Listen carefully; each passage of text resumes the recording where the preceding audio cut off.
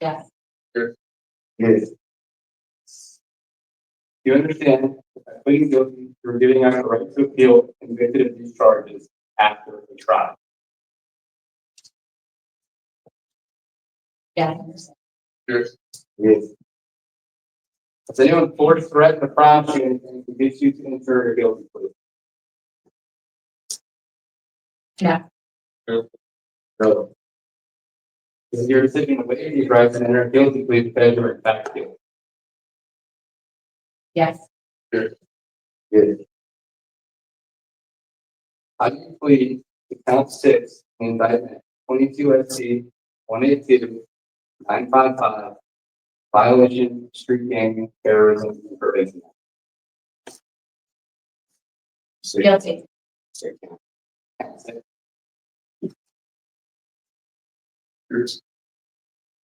Guilty. Yes.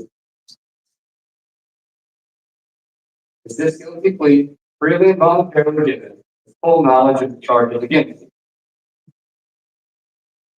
Yes. Yes. Yes. You understand you have only a limited right to appeal this guilty plea?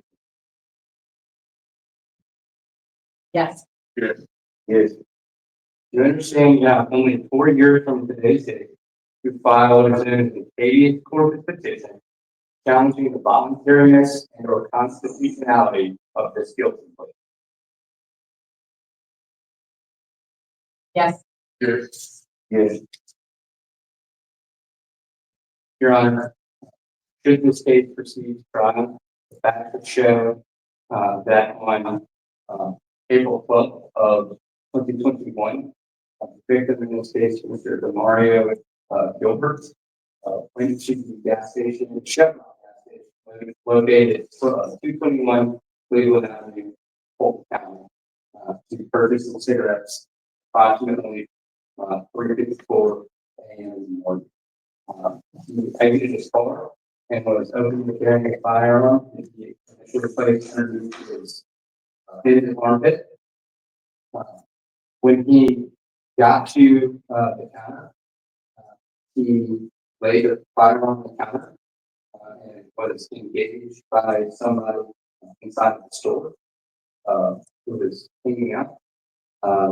Who asked him something to the effect of, you don't need a firearm. The victim raised his hand, stated it's for protection, that's a shot. At some point, somebody said, get the chopper.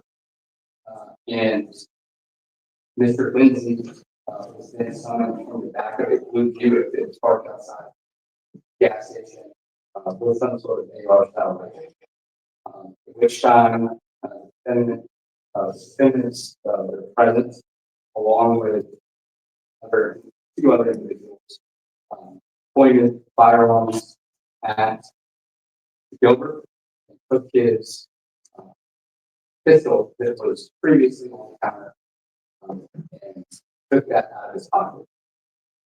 During this entirety of the encounter, Mr. Gilbert paid for the cigarettes that he had gone to purchase. He was then sent out of the store by the defendants, which he drove just a few blocks up Cleveland Avenue to the Exxon address where he called 911, and then relocated parking lot to serve the church's chicken and Vance Auto Parts that is diagonal across diagonal from the gas station where the incident occurred. After the incident, after the victim left the store, Mr. Jaleel Tucker and Mr. King then approached the corner of the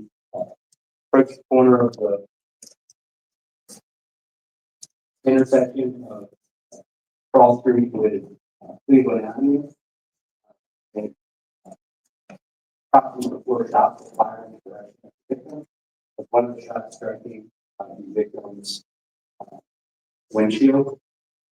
The left, called 911 again, and drove around on the outside. install flashing lights on the one out there that was territory. The first responding officer. State would also approve that each member, each defendant, a member of the street game and a slime line. And that particular gas station is operating out of Alton, front sales, marijuana sales. Shooting off every single the state that the reason for this was not to prevent a crime, but more so to connect and no one else besides any members of that. That's the fact.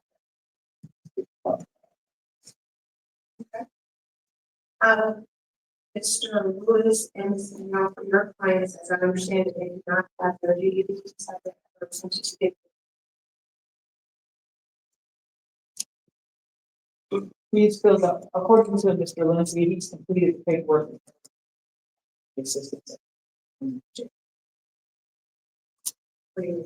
So you requested to.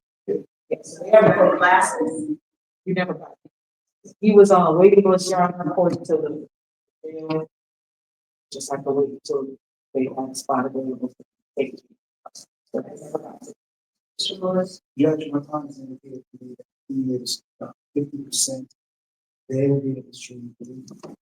As CEO, or he would have no objection for one to impose that. are you allowed He has no objection. So, for your client?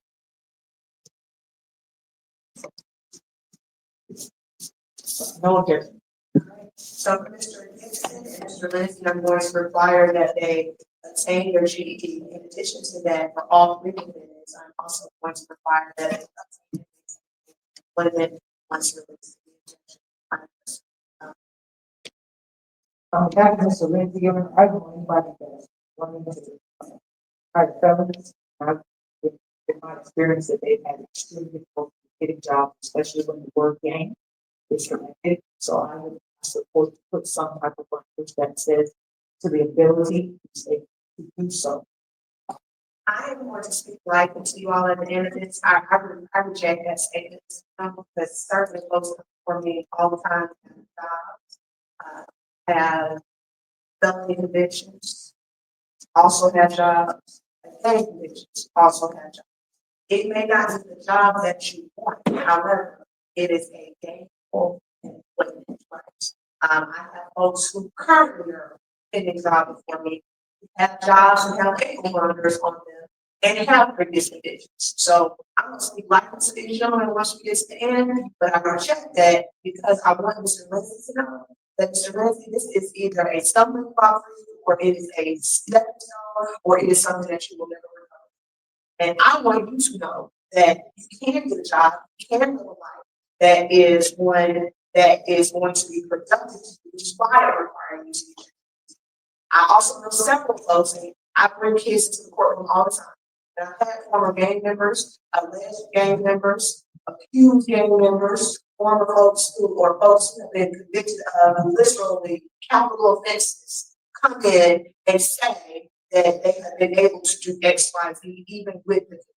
Okay, so I understand what is being on the sand, but that doesn't mean that you can't do it, and that doesn't mean that I'm going to not require you to get a job.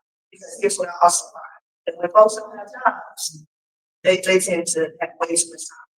Okay, so I understand your request tonight. We understand,